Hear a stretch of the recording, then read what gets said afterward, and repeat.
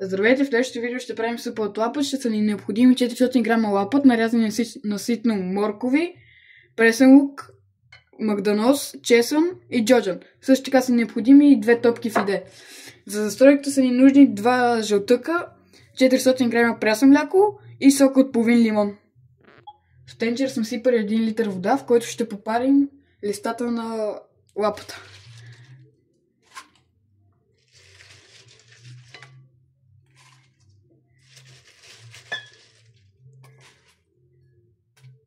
След като попарихме лапата за около 1 минута, го слагаме настрани. След като отседихме листата от лапата, в загряда тенджера сипаме олио.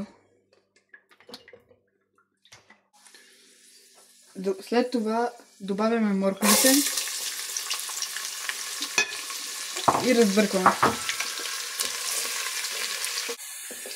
След около 1 минута добавяме останалите продукти: лук,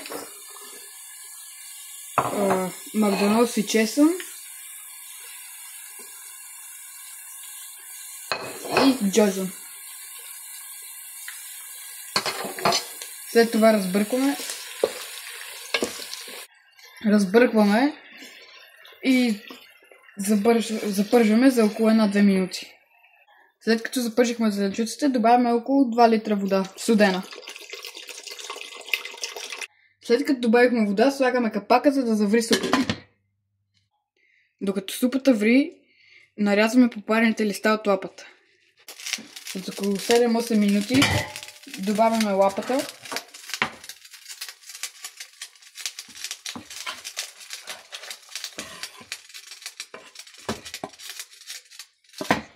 И вкусяваме с сол, черен пипер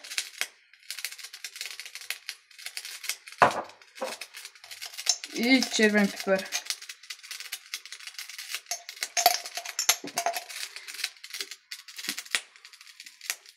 И разбъркваме. Бъркаме, след това оставяме да поври за 5 минути. През това време приготвяме застройката. В по-голяма купа добавяме киселото мляко, 2 жълтъка,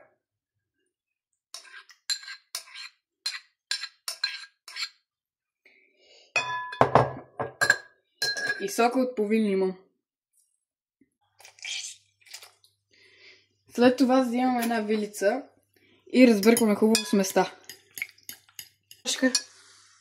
Когато сместа е готова, отваряме бульона и сипваме на тънка струя,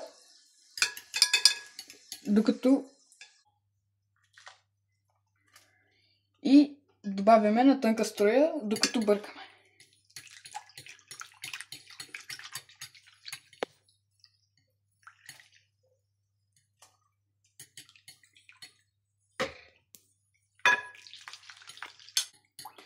След което добавяме сместа към супата.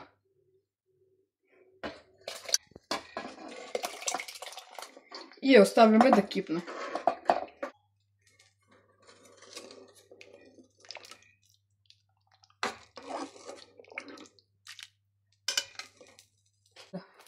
Добавяме фидето, като начупваме на малки парчета.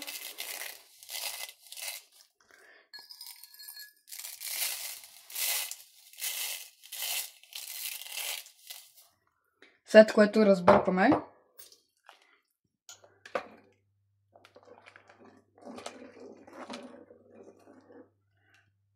И слагаме капака. Чакаме 10 минути, за да си гасиме котлона и чакаме 10 минути, за да си отпочине, през които 10 минути фидето ще е готово. След 10 минути вече имаме вкусна пролетна супа от лапата.